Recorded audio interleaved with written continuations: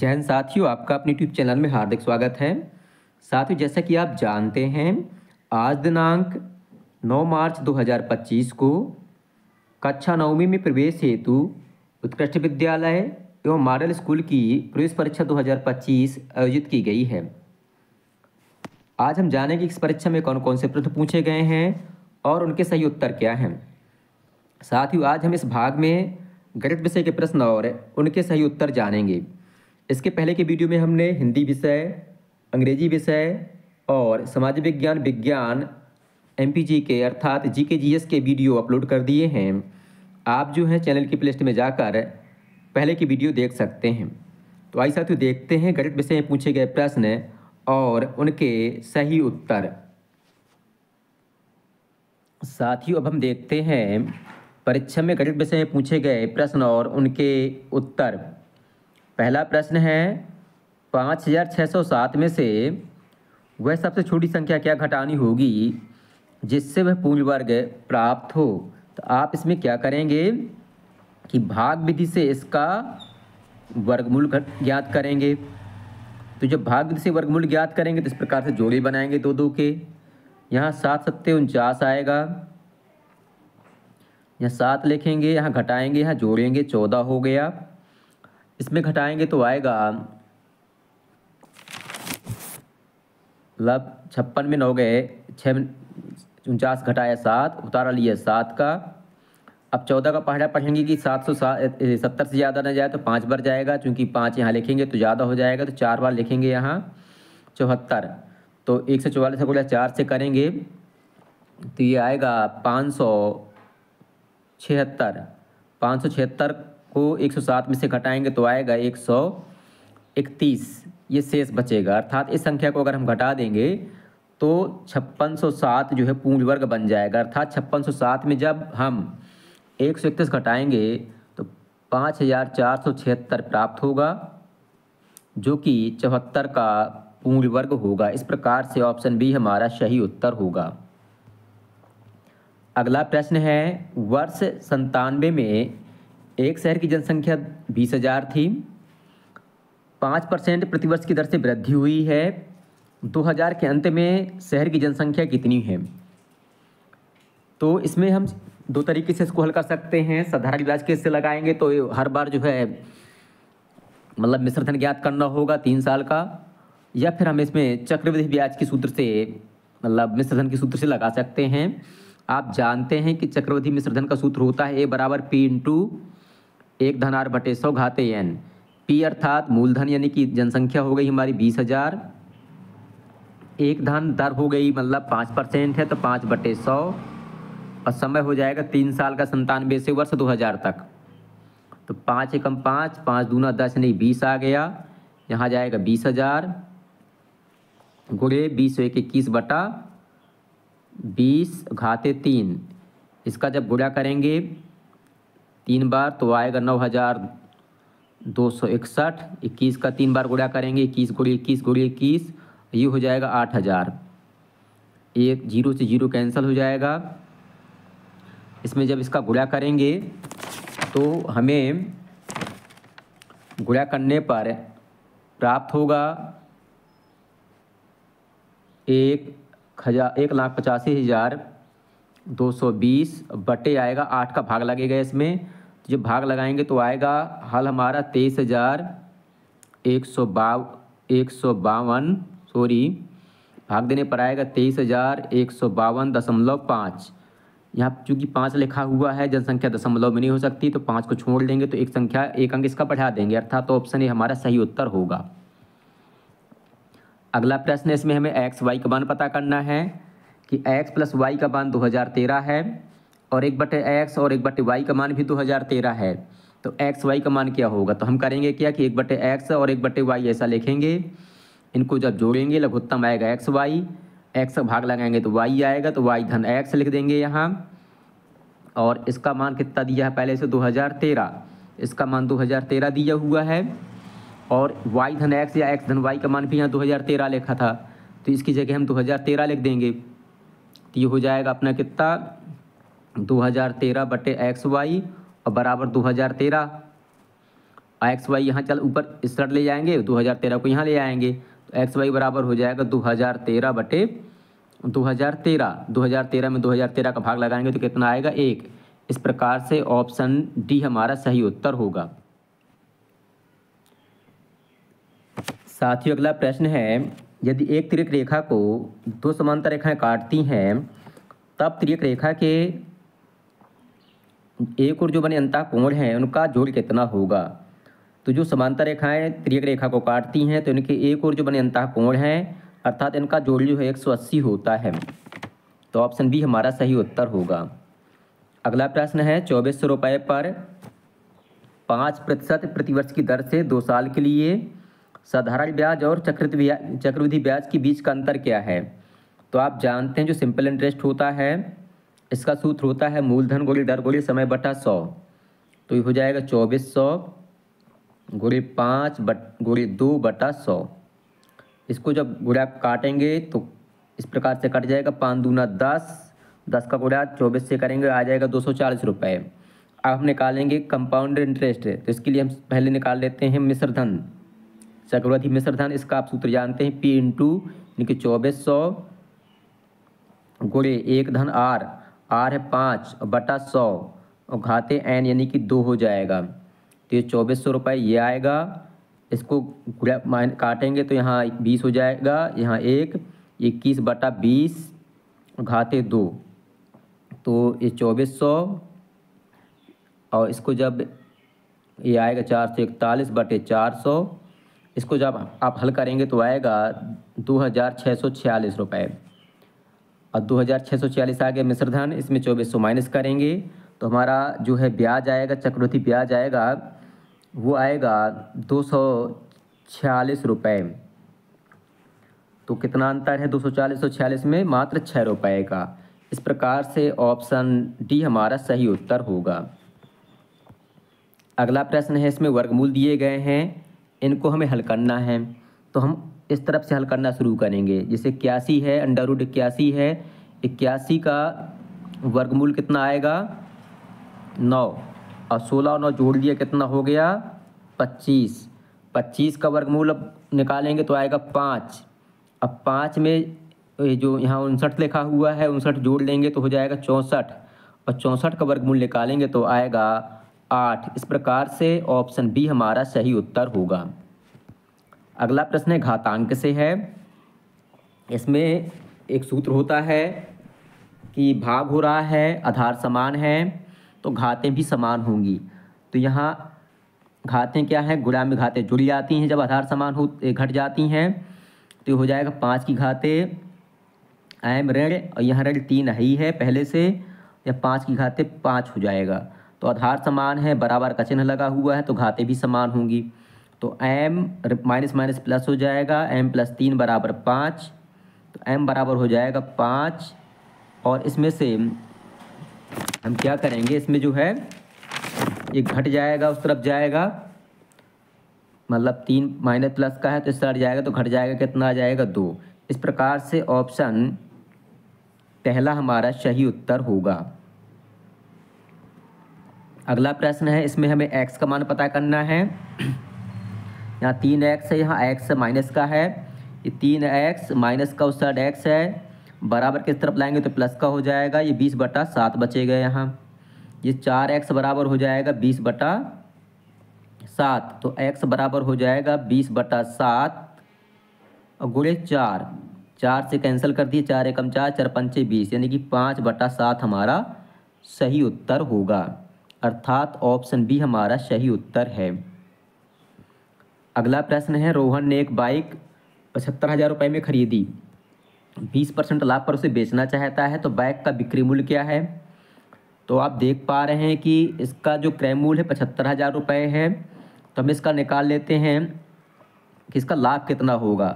तो लाभ इसका इस प्रकार से निकालेंगे, 75,000 का 20%, तो 0 से 0 कैंसिल कर दिया, 750 का दुगना किया 1500 आया और एक 0 पहले से था, तो कितना वो लाभ लेना चाहता है 15,000। जब 75,000 में हम 15,000 जोड़ेंगे तो उत्तर आएगा हमारा 90,000। इस प्रकार से ऑप्शन डी हमारा सही उत्तर होगा। अगला प्रश्न है, इसमें हमें जो है इसको सॉल्व करना है। बहुत सरल सा सवाल है। इसमें करेंगे क्या, यहाँ माइनस, यहाँ पर लिखा है माइनस और यहाँ पर माइनस लिखा है, हर जगह गुणा का चिन्ह है तो माइनस माइनस प्लस हो जाएगा, तो माइनस हटा देंगे। तो ये 4/5 लिखा है, यहाँ 3/7 लिखा है, यहाँ 15/16 लिखा है, यहाँ 14/9 लिखा है। अब जो कट रहे हैं तो उनको काट देंगे, जैसे 4 एकम 4, 4 चौको 16, 5 एकम 5, 5 तिया 15, और ये 3 3 यहाँ 3 त्रिकाई 9 होता है, ये 9 से 9 कैंसिल हो जाएगा। तो अब 7 यहाँ से 7 एकम 7, 7 दूनी 14, यानी कि उत्तर आया 2/4। जब इसका हम भाग लगाएंगे तो आएगा 0.5। इस प्रकार से जो ऑप्शन ए है हमारा सही उत्तर होगा। अब अगला प्रश्न है कि यहाँ पाई चार्ट बना हुआ है और एक महीने के दौरान परिवार द्वारा विभिन्न वस्तु पर जो खर्चा है उसको प्रतिशत में दर्शाया गया है और बचत भी दर्शाई गई है। जैसे आप देख पा रहे हैं कि जो बचत है 15% है, कपड़ों पर 10% खर्च करता है, खाने पीने पर 25%, परिवहन पर 5%, मकान किराया पर 10%, बच्चों की शिक्षा पर 15%। हमें ज्ञात क्या करना है, लिखा है कि परिवार की मासिक बचत 3,000 रुपये है और बचत उसकी आमदनी की कितनी है, बचत 15%। मान लिया कि परिवार की जो मासिक आमदनी है x रुपये है, तो x का 15% यानी कि बचत किसके बराबर है, 3,000 के। तो x गुणे 15/100 ये बराबर आ गया 3,000।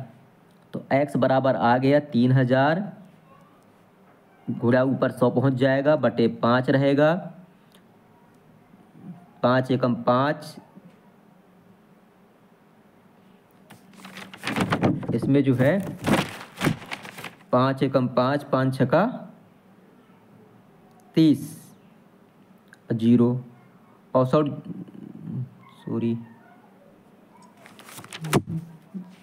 इसको फिर से देखते हैं। इसमें है क्या कि परिवार की मासिक बचत जो है 3,000 रुपये दी गई है। सवाल नंबर है हमारा 91। जो परिवार की मासिक बचत है कितनी है, 3,000 रुपये है और मासिक बचत है कुल बचत का मतलब कुल आमदनी का 15%। तो हम करते क्या हैं, जो कुल आमदनी है इसका हम निकालते हैं 15%, 15/100 ये बराबर है किसके, 3,000 के। तो x बराबर हो गया 3,000 गुणे 100 और बटे हो गया 15, सॉरी 15 था, यहाँ 5 लिख गए थे, 15 है, 15 एकम 15, 15 दूनी 30 और 2 0 ये हैं। 200 का गुणा 100 से करेंगे तो आ जाएगा 20,000। इस प्रकार से परिवार की जो कुल आमदनी है वो हो गई 20,000 रुपये। अब हमें निकालना है कि परिवार जो है कपड़ों पर कुल मासिक खर्च कितना करता है। तो कपड़ों पर कितना है, 10%। तो जो 20,000 है इसका हम 10% निकालेंगे तो ये आ जाएगा 2,000 रुपये। इस प्रकार से ऑप्शन पहला हमारा सही उत्तर होगा।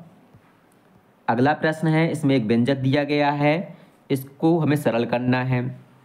यहाँ ऊपर घात लगी हुई है, माइनस की घात है, तो हम 1/में ले जाएंगे। सीधे सीधे क्या करते हैं, संख्याएं पलट देते हैं। तो 2 की घात 2 हो जाएगा, या 3 की घात 2 हो जाएगा, यहाँ 4 की घात 2 हो जाएगा। 2 दूनी 4, 3 त्रिकाई 9, 4 चौको 16। तो कितना हो गया, 4 16 9 25, 4 29। इस प्रकार से ऑप्शन डी हमारा सही उत्तर होगा। अगला प्रश्न इसमें बतलाना है कि कौन सा रैखिक व्यंजक है। तो रैखिक व्यंजक वह व्यंजक होता है जिसकी घात 1 होती है। तो आप देख पा रहे हैं कि डी 2x धन 1 जो है रैखिक व्यंजक है, तो ऑप्शन डी हमारा सही उत्तर होगा। अगला है, हमें x का मान पता करना है। तो आप जानते हैं जो त्रिभुज होता है इसके बाह्य कोणों का जोड़ होता है 360। तो ये 125 इसका मान है, 125 ये है, कुल कितना हो गया 250। x का मान हमें पता करना है, तो 360 में 250 माइनस कर दिया तो कितना आ गया 110। इस प्रकार से ऑप्शन ए हमारा सही उत्तर होगा। अगला है RENT एक आयत है, इसके विकर्ण ऊपर मिलते हैं। x का मान हमें पता करना है। O से R तक की दूरी दी गई है 2x धन 4 और O से T तक की दूरी दी गई है 3x धन 3।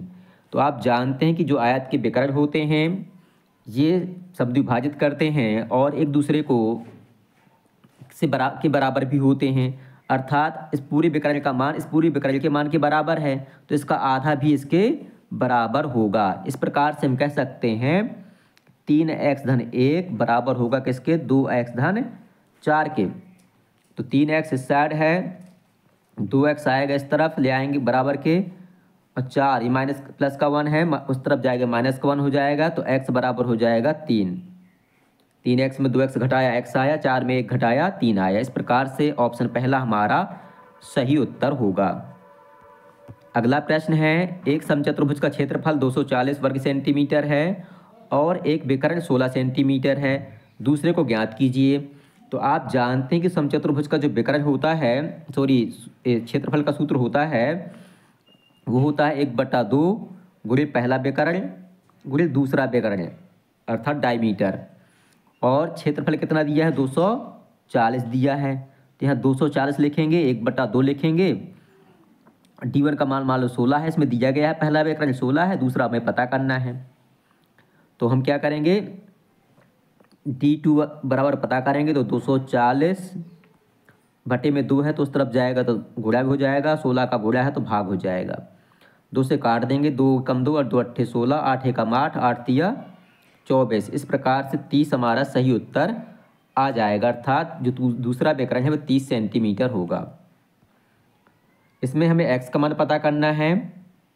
इसी प्रकार का सवाल ऊपर पूछा गया था, चूंकि समांतर रेखाएं हैं ये, इनको एक तिर्यक छेदी रेखा काट रही है, और एक अंतःकोण का मान 108 है, अंतः एकांतर कोण कहलाएंगे ये। तो ये जो है अंतः एकांतर कोण का मान जो है समान होता है, तो x का मान भी 108 होगा। इस प्रकार से ऑप्शन ए हमारा सही उत्तर होगा।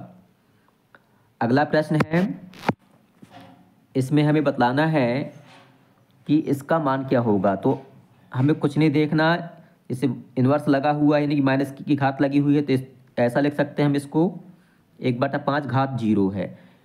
किसी भी संख्या पर अगर हम 0 की घात लगा देते हैं तो उसका मान कितना हो जाता है, जैसे 1 की घात 0 का मान कितना होता है 1, एक कोई भी संख्या है तो इसका मान भी 1 हो जाएगा। इस प्रकार से जो ऑप्शन बी है हमारा सही उत्तर होगा। अगला प्रश्न है, 10,000 रुपये की राशि 2 वर्षों के लिए 15% प्रतिवर्ष ब्याज की दर से उधार ली जाती है। इस राशि पर साधारण ब्याज क्या है और 2 वर्षों के अंत में कितनी राशि का भुगतान करना होगा। हमें साधारण ब्याज पता करना है। मूलधन है 10,000, समय है 2 वर्ष और दर है 15%। तो ऐसा ही बराबर होता है PRT यानी कि 10,000 गुणे 2 गुणे 15 बटे 100। 0 से 0 कैंसिल कर दिया, 100 दूना 200, 200 गुणे 15 से करेंगे तो आ जाएगा 3,000। 3,000 आ गया सिंपल इंटरेस्ट अर्थात साधारण ब्याज। अब हमें 2 वर्षों के अंत में कितनी राशि का भुगतान किया जाना है अर्थात मिश्रधन पता करना है।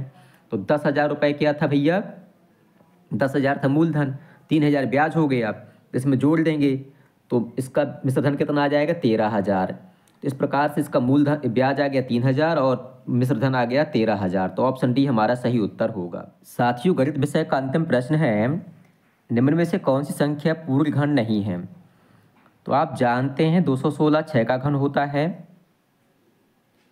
6 6 36, 36 छक्का 216, और 343 7 का घन होता है, और 1000 जो है 10 का घन होता है। इस प्रकार से 100 जो है किसी संख्या का घन नहीं है। तो साथ ही इस प्रकार से गणित विषय के ये प्रश्न पूरे होते हैं। इसके पहले की वीडियो में हमने हिंदी विषय, अंग्रेजी विषय और जो GK GS अर्थात विज्ञान समाज विज्ञान विषय है उसमें पूछे गए जो प्रश्न हैं उनके उत्तरों के वीडियो हमने अपलोड कर दिए हैं। आप चैनल की प्लेलिस्ट में जाकर उनके उत्तर देख सकते हैं और आप हमें कमेंट कर बतलाएं कि आपको इस परीक्षा में कुल कितने अंक प्राप्त हुए हैं। आपको वीडियो पसंद आए तो वीडियो को लाइक करें, अपने साथियों के साथ शेयर करें और हमारे चैनल को सब्सक्राइब करना तो बिल्कुल भी ना भूलें ताकि आगे आने वाला अपडेट आपको समय से मिल सके। धन्यवाद।